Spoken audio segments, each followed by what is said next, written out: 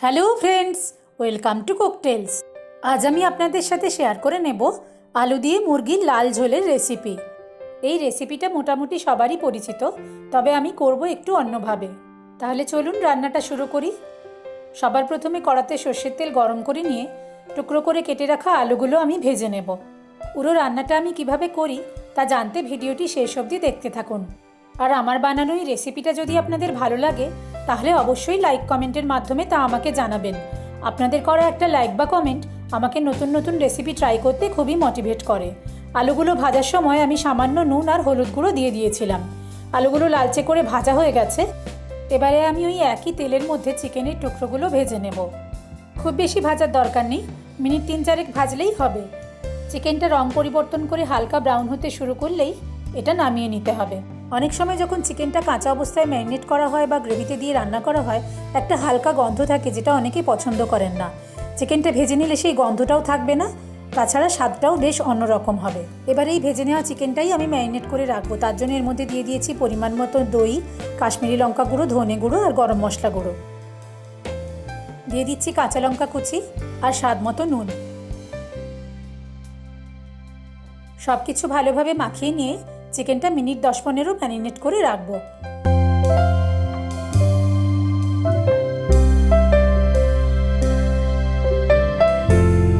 এবারে কড়াতে আলু আর চিকেন ভাজার যে তেলটা ছিল সেটা গরম করে নিয়ে তার মধ্যে ফোড়ন দিয়ে দিচ্ছি তেজপাতা, দারচিনি, এলাচ আর গোটা জিরে। ফোড়নের সুন্দর গন্ধ বার হলে এর মধ্যে কুচিয়ে রাখা পেঁয়াজটা দিয়ে পেঁয়াজগুলো স্বচ্ছ হয়ে যাওয়া পর্যন্ত ভালোভাবে নাড়াচাড়া করে নিতে হবে।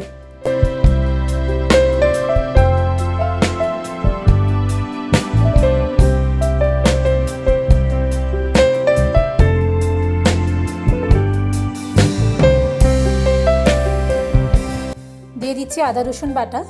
আদা রসুনের কাঁচা গন্ধটা চলে না যাওয়া পর্যন্ত নাড়াচাড়া করে নিচ্ছি।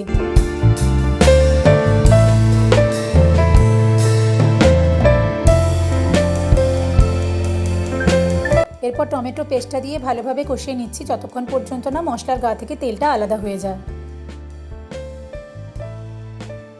টমেটোটা কষাতে কষাতে এর মধ্যে দিয়ে দিচ্ছি হলুদ গুঁড়ো।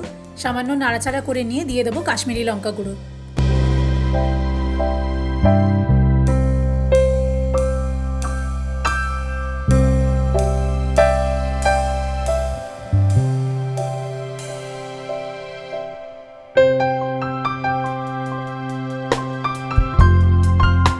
মশলার গা থেকে তেলটা ছেড়ে এলে এর মধ্যে ভেজে রাখা আলুগুলো দিয়ে ভালোভাবে মশলার সাথে মিশিয়ে নিচ্ছি।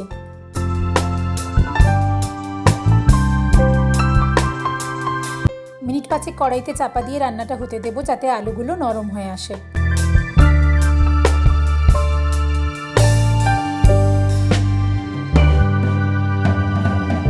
এরপরে ম্যারিনেট করে রাখা চিকেনটা দিয়ে একসাথে সবকিছু খুব ভালোভাবে সময় নিয়ে কষাতে হবে।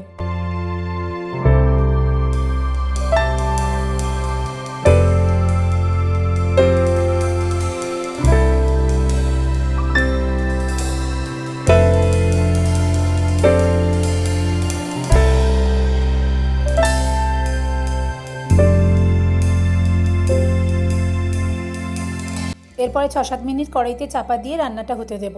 এতে আলু আর চিকেন দুটোই খুব ভালোভাবে সেদ্ধ হয়ে যাবে। কড়াইয়ের ঢাকনা খোলার পর সামান্য নাড়াচাড়া করে নিয়ে এর মধ্যে দিয়ে দেব পরিমাণ মতন জল।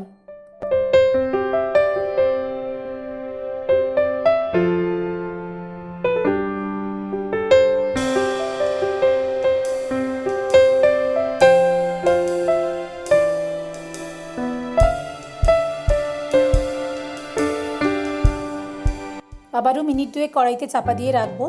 ঝোলটা ফুটে উঠলে এর মধ্যে দিয়ে দেবো কিছুটা ধনেপাতা। ধনেপাতাটা মিশিয়ে নিয়ে গ্যাসটা অফ করে দিলেই আমাদের রান্না রেডি হয়ে যাবে। ধনেপাতাটা সম্পূর্ণ অপশনাল, আপনারা চাইলে নাও দিতে পারেন।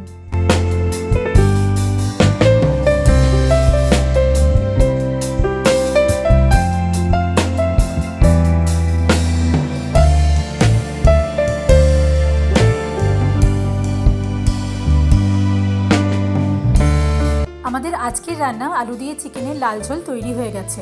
এই রান্নাটা ভাতের সাথে খেতেই সবথেকে বেশি ভালো লাগে। এই পদ্ধতিতে একবার রান্নাটা করে দেখবেন, কেমন লাগে অবশ্যই কমেন্ট করে আমাকে জানাবেন। যদি ভালো লেগে থাকে ভিডিওটা লাইক আর শেয়ার করে দেবেন। আর আমার চ্যানেলটা সাবস্ক্রাইব করতে ভুলবেন না যেন। খুব শিগগির আসছি নতুন রেসিপি নিয়ে। টাটা।